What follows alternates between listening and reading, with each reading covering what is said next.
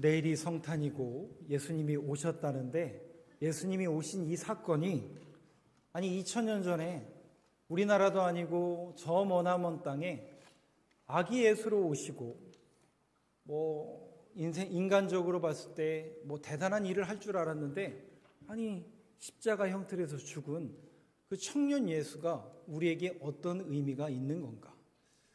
이 성탄을 맞이하며 저와 여러분이 왜 우리가 기뻐해야 되고, 또 그 예수는 어떤 분이시길래 우리가 이렇게 기뻐해야 되는가라고 한번 이 성탄 절기를 맞이하면서, 오늘과 또 내일 바로 또 성탄 절기가 있는데, 마태복음을 근거로 여러분들과 함께 예수님은 어떤 분이신지에 대해서, 왜 우리가 그분을 믿고 또 기뻐해야 되는지에 대한 근거를 오늘 말씀을 통해서 한번 찾아보도록 하겠습니다. 크게 두 부분으로 오늘 말씀을 조금 나누어서 설명을 드리겠습니다. 제가 나중에 또 이 마태복음 전체를 강의하면서 1장에 대해서 여러 번 말씀을 드리겠지만, 오늘은 조금 스케치하듯이, 내용이 좀 길어서 스케치하듯이 크게 두 줄기를 여러분들에게 말씀을 드리겠습니다. 먼저는 오늘 1장이 마태복음 1장, 마태라는 예수님의 제자가 예수님은 어떤 분이신가?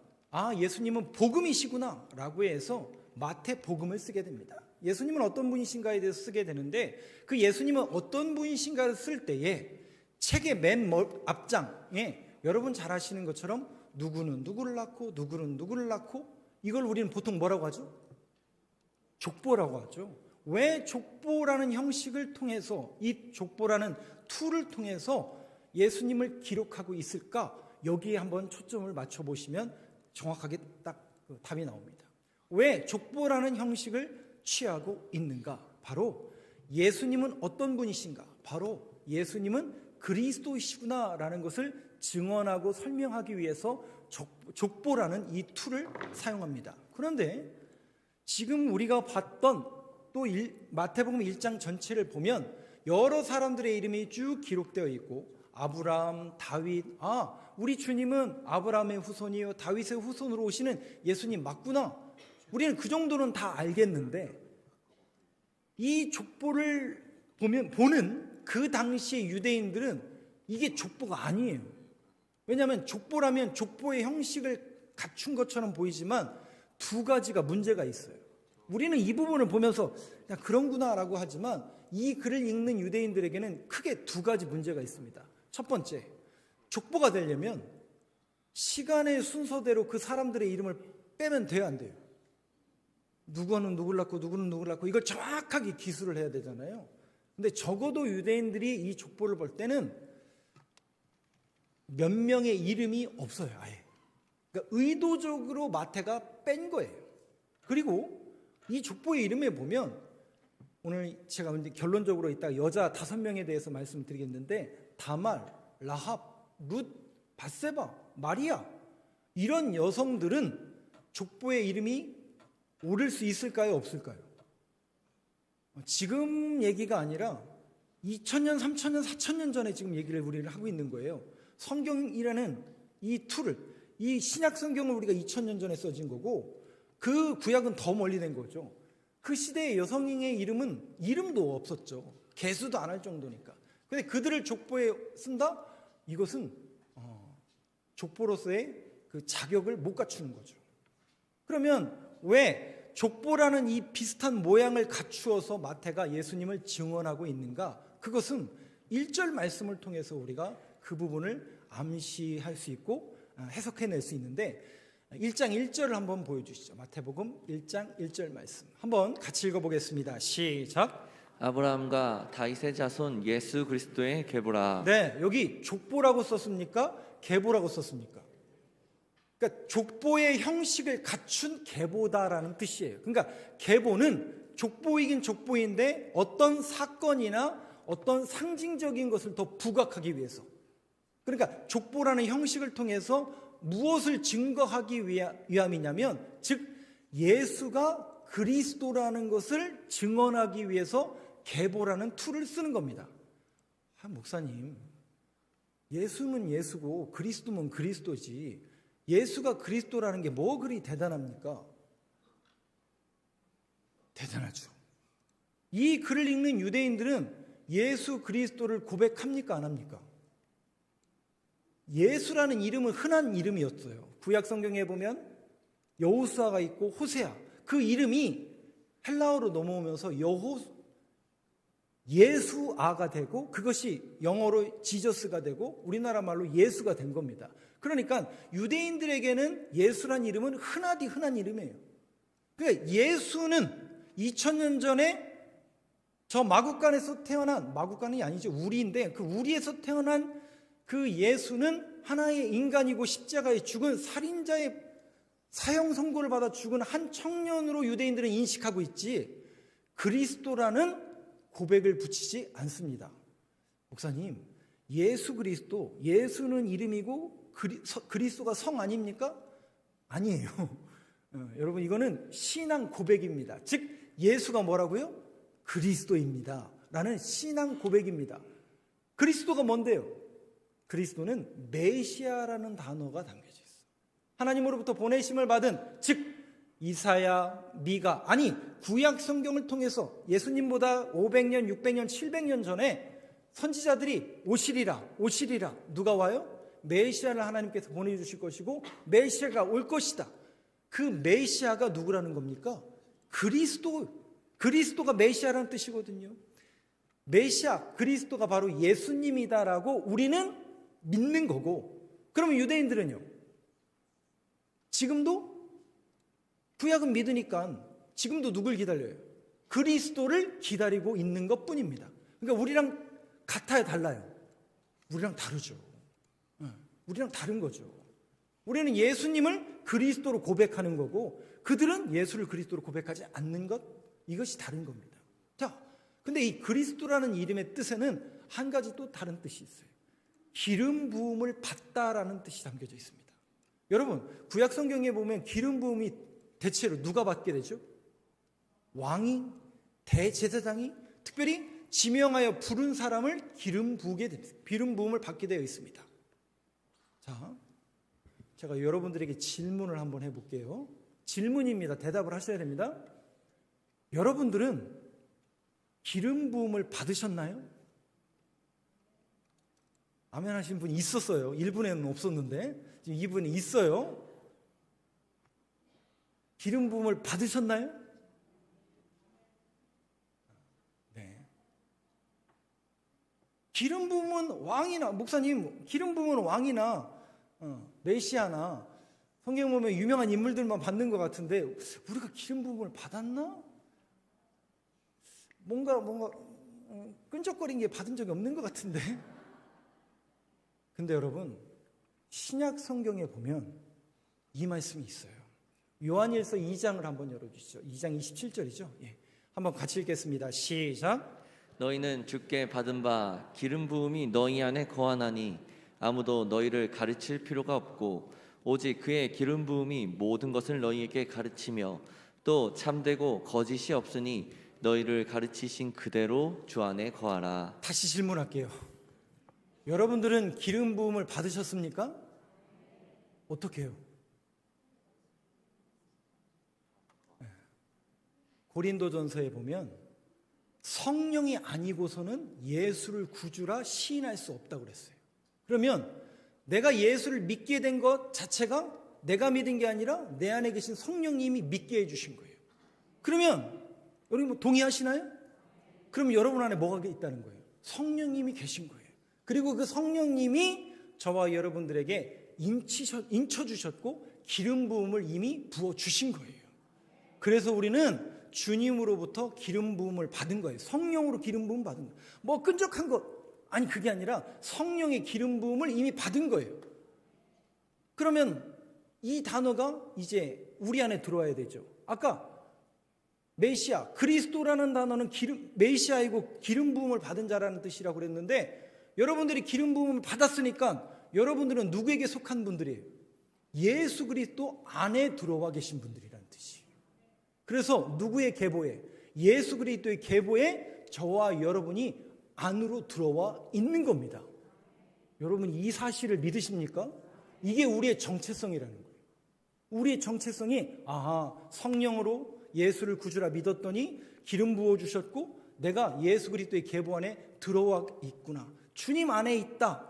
계보 안에 있다라는 것은 그런 의미가 담겨져 있다라는 것이죠. 그런데 유대인들은 아직도 그리스도를 기다리고 이 사실을 못 믿고 있다라는 것이죠. 이 성탄절을 맞이하며 예수님이 이 땅에 오셨어요. 어떤 사람들에게는 굉장히 큰 명절이래요.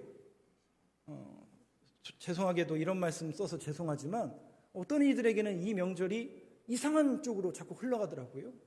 오늘 크리스마스 이브잖아요. 벌써부터 염려가 되지만 이런 쪽으로 자꾸만 쾌락과 육신의 정욕 쪽으로만 자꾸 이 변질되는 게 너무나 마음 아픕니다. 여러분, 성탄은 예수님이 오신 사건입니다. 그리고 왜 우리가 기뻐해야 되냐면 우리를 기름 부어주시고 그 예수를 믿게 하심으로 인하여 그분이 오심으로 인하여 우리의 죄가 대속함을 받은 그 구원자가 오신 날인데 왜 그것도 안 믿는 저 세상 사람들이 즐거워하는지는 모르겠습니다. 그래도 성탄절이라고 해서 같이 즐거워했으면 좋겠긴 하지만 자꾸 변질되는 그런 모습은 안타깝습니다만은 저와 여러분은 적어도 예수님이 왜 오셨는지 성탄절에 뭘 기뻐해야 되는지에 대한 정확한 인지는 우리가 할 줄 알아야 된다는 것이죠.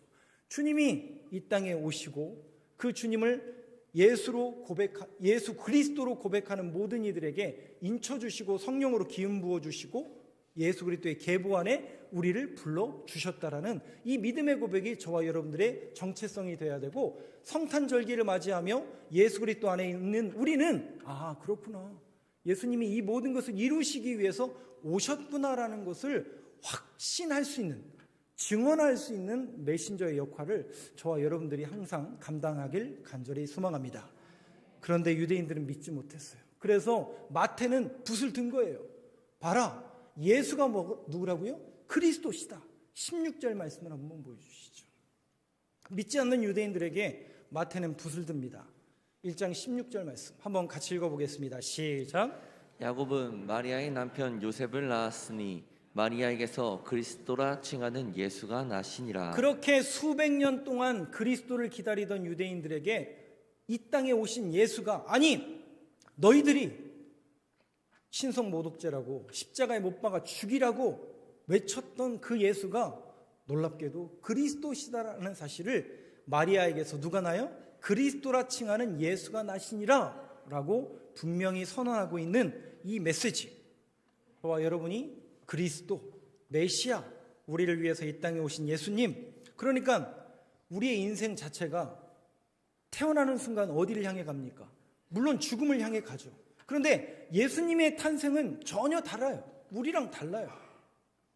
예수님의 탄생은 죽으시기 위해서 똑같이 우리 이 땅에 죽으시기 위해서 오지만 우리의 죄를 사하시기 위해서 말씀이 육신이 되어 하늘 보좌를 버리시고 이 땅에 말씀이 육신이 돼서 내려오신 분이 예수님이시라는 거죠. 그리고 그 주님이 그 사역과 그 삶을 통해서 말씀을 통해서 모든 사역을 이루어내시고 그렇게 십자가에서 죽으심으로 인하여 우리의 죄를 사하시고, 그건 우리의 방법이 아니라 하나님의 말씀의 방법대로 그 모든 것을 사하시고 하나님의 말씀대로 살아가셨던 분이 우리 주님이시고, 그 주님이 진정한 그리스도시구나 라는 그 고백이 오늘 이 말씀을 대하는 저와 여러분들의 마음속에 완전히 각인되길 간절히 소망합니다. 근데 그 당시 사람들은 못 믿었다는 거죠. 그래서 마태는 계속해서 몇 가지 증거를 들이댑니다. 17절 말씀 한번 보시죠. 그리스도가 예수시니라, 그 정도까지는 우리가 이해를 하겠는데 또 이게 이해가 안 되는 유대인들에게 마태는 17절 말씀을 또 근거로 듭니다. 한번 17절 말씀을 같이 한번 읽어보겠습니다. 시작. 그런즉 모든 대수가 아브라함부터 다윗까지 14대요 다윗부터 바벨론으로 사로잡혀 갈 때까지 14대요 바벨론으로 사로잡혀 간 후부터 그리스도까지 14대더라. 몇 대라고요? 14대 맞았다는 얘기가 아니라 14대라는 얘기죠. 14. 근데 아까 제가 말씀드렸잖아요. 정확한 순서가 아니라니까요. 이 14라는 숫자를 맞추기 위해서 이렇게 일부러 이렇게 이름 만든 거예요. 그 의도가 있는 거죠. 이 글을 읽는 유대인들에게 14가 왜 중요한데요? 제가 숫자에 대해서 몇 번 말씀을 드렸잖아요. 여러분, 14라는 숫자는 어떤 숫자의 2배입니까? 감사합니다. 바로 나오시네요. 7이라는 숫자의 2배예요. 그러면 7이라는 숫자는 누구의 숫자예요? 우리 주님의 숫자죠. 하나님의 숫자, 완전한 숫자, 충만한 숫자가 7이라는 숫자예요. 근데 그 7이라는 숫자가 몇 번?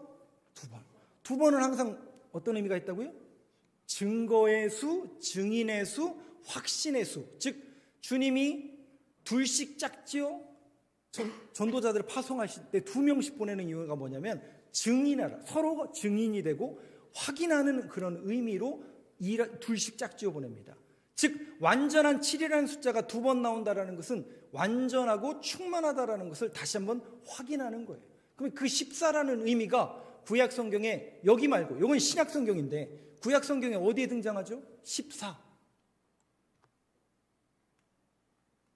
창세기에 보면 요셉이 누구의 꿈을 해석해줘요? 바로 왕의 꿈을 해석해주죠. 그때 7년이 등장해요. 기억나시죠? 7년 동안 풍년이 들고 7년 동안 흉년이 든, 합치면 몇? 14. 거기에도 14예요. 야곱이 바단 아람의 자신의 삼촌 라반의 집에 가서 라헬과 레아를 위해서 몇 년? 7년과 7년, 14년 더하기 6년, 20년 동안 사역을 합니다. 거기에도 14라는 숫자가 등장합니다. 이스라엘 백성들에게 유월절은 9월의 날이죠. 유월절 혹시 며칠인지 혹시 아시나요? 1월 14일. 그러니까 이 14라는 숫자가 여러분 이렇게 생각해 보시고, 신약 성경에 보면 여기 말고도 14라는 숫자는 유라굴로 광풍을 만난 바울이 구원받았던 그 날수가 14일이에요. 그러면 여러분 한번 생각해 보세요. 14라는 숫자가 성경에 어떤 의미로 쓰입니까? 전부 두 단어로 축약이 되죠. 구원. 네. 구원이라는 의미로 이 14가 쓰이고, 자유로움. 이 구원과 자유로움이 이 14라는 숫자를 통해서 암시하고 있는 대목이라는 거죠.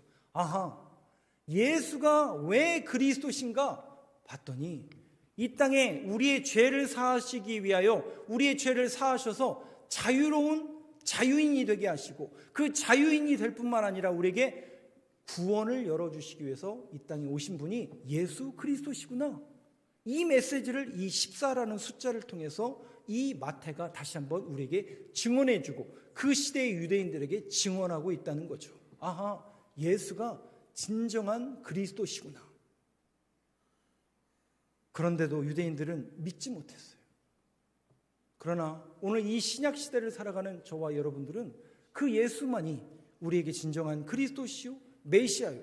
여러분들이 성경을 왜 읽어야 되냐면 그걸 확인하는 거야. 아하, 우리 주님이, 예수님이 메시아가 맞구나. 그래서 그 메시아가 맞다라는 사실을 믿고 아멘으로 화답하고 증언하는 삶을 살아내라. 그게 누구에게 주신 명령이냐면 제자와 교회의 명령이에요. 그래서 2000년이라는 시간 동안 교회는 이 명령을 수행하기 위해서 지금껏 달려왔고, 아니 주님이 다시 오시는 그날까지 예수는 그리스도시다라는 사실을 전하기 위한 사명이 교회에게 주어졌으니, 여러분 교회로서 우리 교회가 예수가 그리스도시다라는 사실을 저와 여러분들이 믿고 그 사실을 증언자로 살아갈 수 있는 저와 여러분들의 모습이 되길 간절히 소망합니다. 자, 그렇다면 이제 여성 5명에 대해서 소개를 하겠습니다. 아까 족보에 들어와서는 안 될 이름 5명이 들어왔는데 여성의 이름이라고 그랬어요. 근데 왜 여성의 이름일까? 그래서 제가 이 말씀을, 결론을 먼저 말씀드려요. 왜 여성 5명을 썼을까? 이것은 어찌 보면 성탄절, 예수 그리스도께서 이 땅에 오신 것을 우리가 기다리면서 어떤 신앙인의 자세를 가져야 될 것인가를 암시하는 그런 내용이 이 여인들의 모습을 통해서 우리에게 다시 한번 보여줍니다. 5명 얘기할 거예요. 다말, 라합, 룻, 밧세바, 마리아. 이게 이제 성경에 나와 있는 사람들인데 3절 말씀 한번 먼저 열어주시죠. 그렇다면 우리가 신앙인으로서 어떤 자세를 취해야 되고 이 성탄절기를 맞이해야 될까? 예수님이 오심을 기다려야 될까? 먼저 다말에 대한 이야기를 하겠습니다. 근데 이 다말이 어떤 사람의 아내였냐면, 유다는, 3절 말씀만 한번 같이 읽어보겠습니다. 시작. 유다는 다말에게서 베레스와 세라를 낳고, 베레스는 헤스론을 낳고, 헤스론은 람을 낳고 다 설명 안 할 거예요. 다말만 설명할 거예요. 근데 다말의 남편이 누구예요? 유다처럼 등장하죠. 유다가 누구죠? 유다는 야곱의 12 아들 가운데 4번째 아들이에요. 그런데 여러분, 언약 백성 가운데 누구의 지파? 유다 지파의 다윗의 후손으로 메시아가 오게 되어 있거든요. 그 유다예요. 근데 그 유다의 원래 부인이 다말이 아니에요. 며느리예요. 며느리인데 이게 도대체 무슨 일이야? 이 성경에 이런 구절이 있었나? 라고 하셔도 괜찮습니다. 오늘 들으시면 되니까 오늘 이거 잠깐 소개할게요. 다말이 도대체 무슨 일이 벌어진 건가? 이겁니다. 유다에게 이제 아들들이 있었어요. 근데 첫째 아들의 며느리로 다말이 시집을 온 거예요. 근데 첫째 아들이 자식을 못 낳고 죽은 거예요.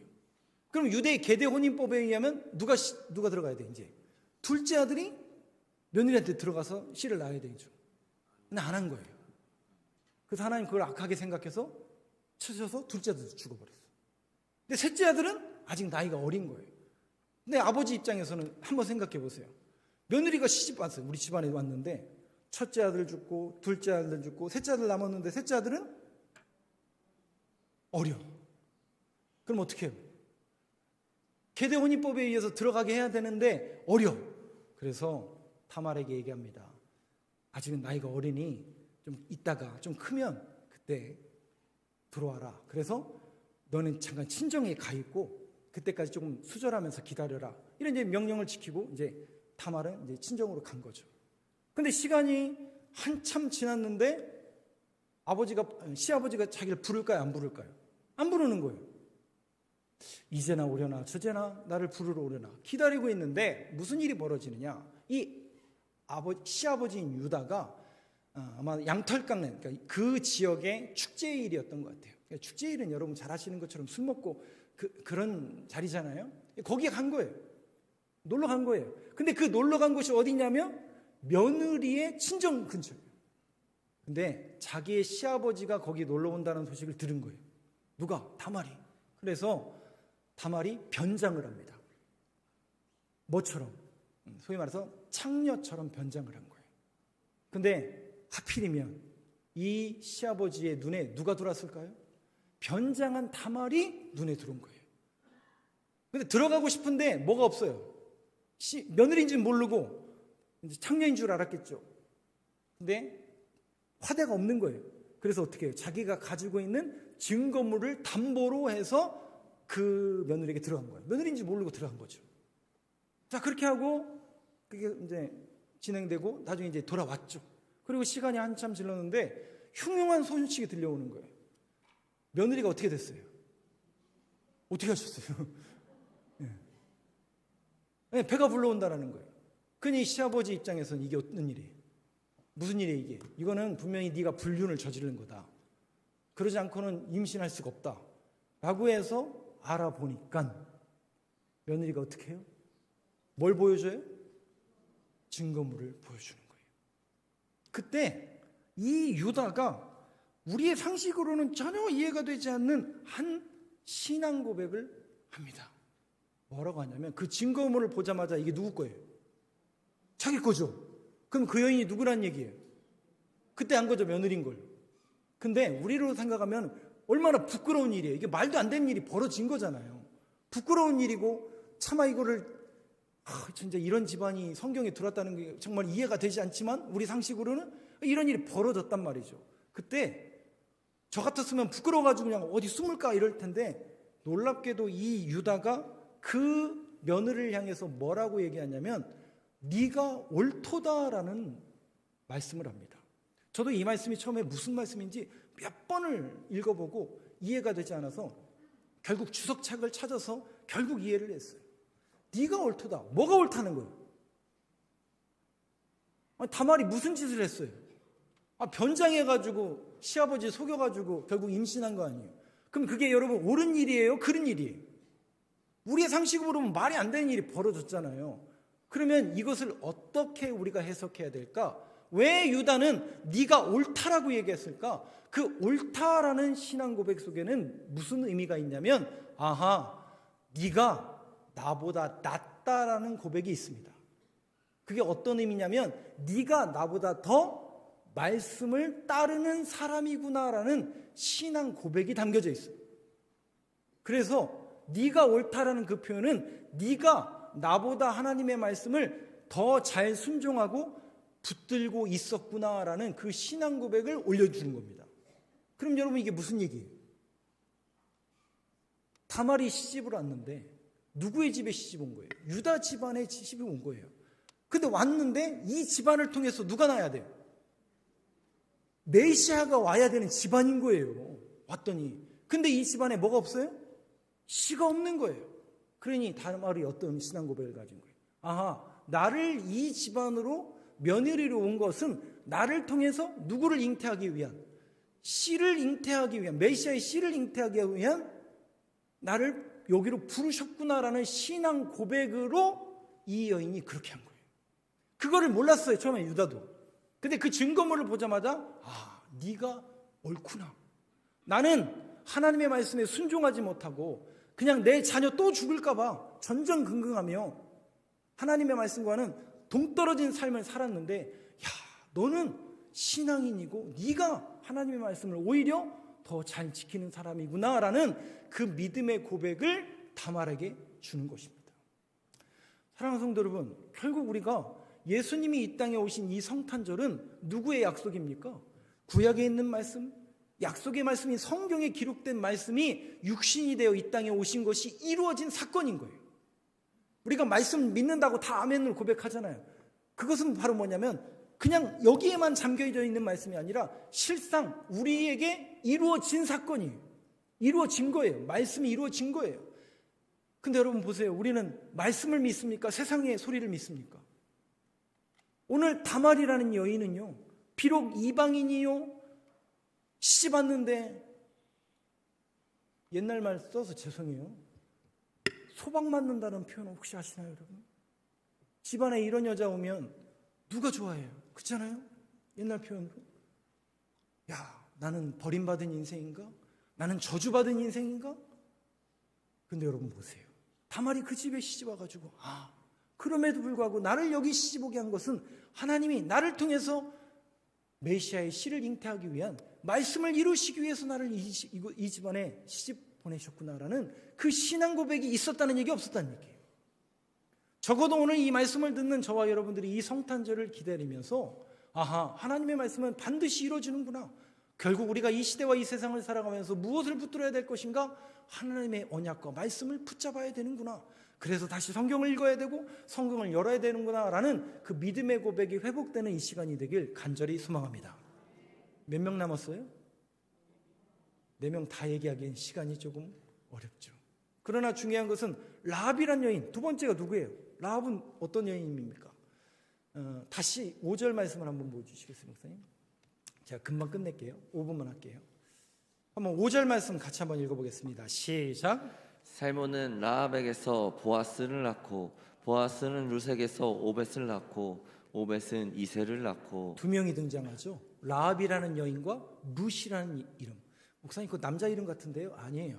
라합과 룻은 여자입니다. 그런데 라합은 여러분 잘 아시는 것처럼 여리고에 살던 그 이방 여인이고 기생이었어요.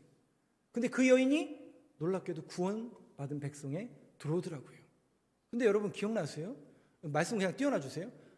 여러분 그 여호수아가 이스라엘 백성들을 요단강을 건너서 여리고성을 무너뜨리고 누구의 집만 구원하죠? 라합의 집만 구원해요. 왜요? 이제 무너지기 전에 2명의 정탐꾼을 보내잖아요. 그 2명의 정탐꾼이 정탐하라고 보냈는데 들켜요, 안 들켜요? 그럼 이게 정탐꾼이 맞아요, 안 맞아요? 근데 여기 오묘한 섭리가 있다니까요. 정탐하라고 보냈는데 2명이 갔다가 들켜서 누구의 집에? 라합의 집에 숨어 지붕 위에 그를 숨겨줘요. 그러면서 라합이 뭐라고 하죠? 우리 집 잘 왔어요 이러던가요? 아니에요. 너희들에 대한 소문을 내가 듣고 하나님을 믿었다라는 정말 말도 안 되는 이야기를 듣습니다. 그럼 여러분 한번 생각해 보세요. 두 정탐꾼은 정탐하러 간 거예요? 라합을 만나러 간 거예요? 정탐하러 갔는데 라합의 설교 듣고 와가지고 이런 얘기를 하더이다 이렇게 된 거죠. 네. 정탐하러 갔다가 설교 듣고 온 거예요. 솔직히 말하면.